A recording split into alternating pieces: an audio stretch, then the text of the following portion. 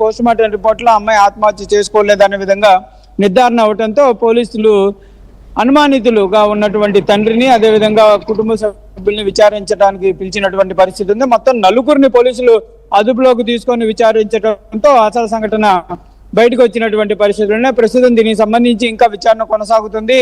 అసలు ఏం జరిగింది ఏంటనే కోణంలో ప్రస్తుతం పోలీసులు అయితే దర్యాప్తు చేస్తున్నారు. చౌడేశ్వరి తన సేమ్ సామాజిక వర్గానికి సంబంధించినటువంటి ఒక యువకుడిని ప్రేమించి పెళ్లి చేసుకోవడం జరిగింది. అయితే దీనిని ఇష్టం లేనటువంటి తల్లిదండ్రులు వ్యతిరేకిస్తూ వచ్చారు.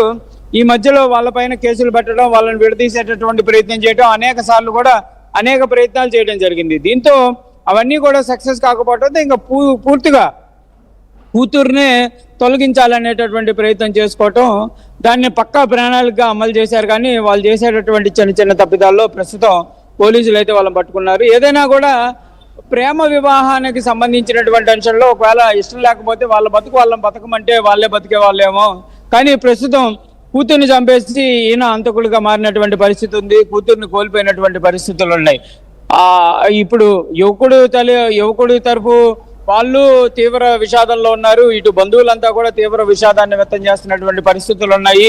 యువతకి సంబంధించి దగ్గర ఎవరైతే స్థానికులు ఉంటారో నిర్వాహకులు ఎంతమంది పాల్గొన్నారు, అటు బావాలు కూడా పార్టిసిపేట్ చేసినట్టు తెలుస్తోంది. తల్లికి తెలుసా ఇన్ఫర్మేషన్ మొత్తాన్ని కూడా తన కూతుర్ని హతమార్చే విషయంలో ఇంతమంది కుట్ర పన్నారు, కావాలని టార్గెట్ చేసి హతమార్చారన్న విషయం ఆ కుటుంబంలో తల్లికి తెలుసా? ఎంతమంది అరెస్ట్ చేశారు పోలీసులు? అంటే ప్రధానంగా డైరెక్ట్ గా అయితే ఆ హత్య అంటే ఆ అమ్మాయిని దుండు అదిమి చంపినటువంటి సంఘటనలో తండ్రి, అతనికి బావ అంటే యువతి బావ ఇద్దరు కూడా చేసినట్లు కూడా తెలుస్తుంది. అతను సహకరించడంతో తండ్రి ఈ ఘాతుకానికి కూడా పాల్పడినటువంటి పరిస్థితి ఉంది. అయితే ఈ సంఘటన తల్లికి కూడా తెలుసు అనే విధంగా తెలుస్తుంది. వాళ్ళు కూడా అంటే తల్లిదండ్రులు ఇద్దరు వ్యతిరేకించారు. ఈ ప్రేమ వివాహాన్ని వ్యతిరేకించడం, అనేక సార్లు విడదీసేటటువంటి ప్రయత్నం చేస్తాం, వాళ్ళపైన కేసులు పెట్టడం అనేక సార్లు జరిగింది. కౌన్సిలింగ్ పిలిచారు, పోలీసులు కౌన్సిలింగ్ కూడా ఇవ్వడం జరిగింది. అయినా కూడా వాళ్ళు మారినటువంటి పరిస్థితి లేదు. తల్లిదండ్రులే ఈ అంశంలో క్లియర్ గా వాళ్ళే నిర్ణయం తీసుకొని ఆ అమ్మాయిని తొలగించాలనే విధంగా ఇద్దరు కలిసే ఆ నిర్ణయం తీసుకోవడం జరిగింది. కాకపోతే ఆ జరిగినటువంటి సంఘటనలో తల్లి లేదనే విధంగా తెలుస్తుంది. తండ్రి అదేవిధంగా బావ డైరెక్ట్ గా అమ్మాయిని చంపేటటువంటి అంశంలో ఉన్నారు. అయితే ఇంకా ఇద్దరు అనుమానితులను కూడా పోలీసులు మొత్తం నలుగురిని విచారిస్తున్నారు. ఈ నలుగురు ఈ సంఘటనకు సంబంధించిన దాంట్లో ఉన్నట్లు కూడా పోలీసులు అయితే ప్రాథమికంగా ప్రస్తుతం నిర్ధారించినటువంటి పరిస్థితి ఉంది. ఇంకా పూర్తి స్థాయిలో విచారణ జరుగుతుందనే విధంగా మాచర్ల పోలీసులు చెప్తున్నారు. ఇంకెంతమంది ఉన్నారు అంటే అటు సైడ్ నుంచి ఏమైనా ప్రెజర్ ఉందా, ఇక్కడ వీళ్ళే ప్రెజర్ చేయడం జరిగిందా, లేకపోతే ఏంటి అసలు ఏం జరిగింది అనే సంఘటనలో అయితే ప్రస్తుతం విచారణ కొనసాగుతుంది. ఎందుకు ఇంత ఘాతుకానికి పాల్పడాల్సిన పరిస్థితి ఎందుకు వచ్చింది అనే సంఘటనకు సంబంధించి విచారణ అయితే కొనసాగుతుంది.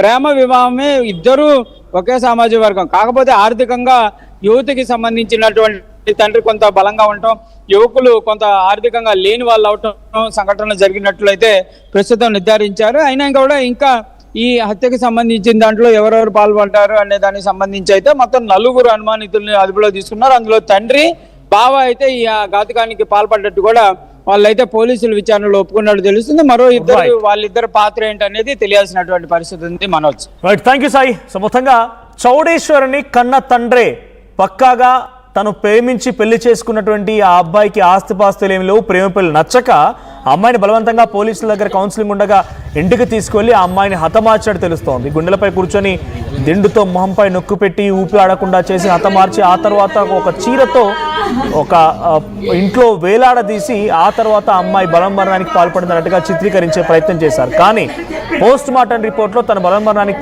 పడ్డట్టుగా ఎటువంటి ఆధారాలు లేకపోవడంతో పోలీసులు ఇటు మరోసారి విచారణ జరిపి అటు తండ్రి చంద్రశ్రీని అదుపులో తీసుకుంటే అసలు విషయం బయటపడింది. అమ్మాయిని చంపేటప్పుడు కూడా నన్ను చంపకండి, నేనే చచ్చిపోతానని, ఇంత టార్చర్ చేయకండి అంటూ కూడా బతిమలాడుకుందట. ఇప్పుడు పోలీసుల దగ్గర అటు తండ్రి చంద్రశ్రేణితో పాటుగా మరికొంతమంది ఎవరైతే ఈ కేసులో ఇన్వాల్వ్ అయి ఉన్నారో అటు బావ అన్నట్టు తెలుస్తోంది. చౌడేశ్వరికి బావ అవుతారు వరుసకి. సో వారిని కూడా అదుపులోకి తీసుకున్నారు. సో ప్రెసెంట్ పోలీసులు అదుపులో ఉన్నారు అంతా కూడా. సో తండ్రి ఏకంగా ఇదొక పరువు హత్యగా చూడాలి. తండ్రి 23 ఏళ్ల పాటుగా అమ్మాయిని పెంచాడు, మంచిగా చక్కగా చూసుకున్నాడు, చదువులు చెప్పించాడు, చాలా అందంగా ఉంది అమ్మాయి చూడండి. అటువంటి అమ్మాయి ఒక అబ్బాయిని ప్రేమించిందని అంటే నచ్చజెప్పో లేకపోతే ఇంకేదో కన్విన్స్ చేసో అమ్మాయిని నిజంగా ప్రేమ అంతలా ఉంటే తిరిగి తీసుకొచ్చుకోవాలి. లేదని అనుకుంటే కనుక యాక్సెప్ట్ చేయాలి. తన కూతురు బతుకుంటా బాగుంటుంది, తన జీవితం ముఖ్యం కదా అన్నట్టుగా ఆలోచించాలి. కానీ పరువు కోసమని కూతుర్నే హతమార్చి దాన్ని బలవమరణంగా చిత్రీకరించే ప్రయత్నంలో ఎట్టకేలకి ఆ అసలు విషయం బయటపడింది, అసలు రంగు బయటపడింది. సో ఆ తండ్రి ఇప్పుడు ప్రస్తుతానికి పోలీసు అదుపులో ఉన్నాడు. డెఫినెట్గా ఆయనకి శిక్ష పడే అవకాశం కూడా ఉంది. సో తండ్రే కూతురు పాలిట కాలయముడైపోయి తనని పూర్తిగా ఖననం చేసిన పరిస్థితి కనబడుతోంది.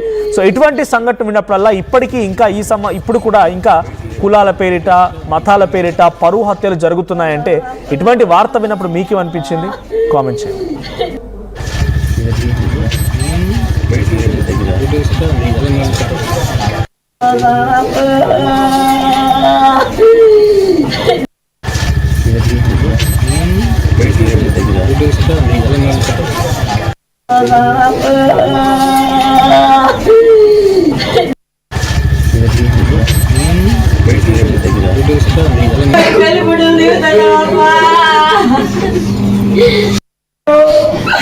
నువ్వు ఎట్లా మార్చుకున్నావు, నీ పిల్లలు నువ్వు చేయలేదని చెప్పిన అందరూ ఎట్లా చేస్తానుకోలేదు.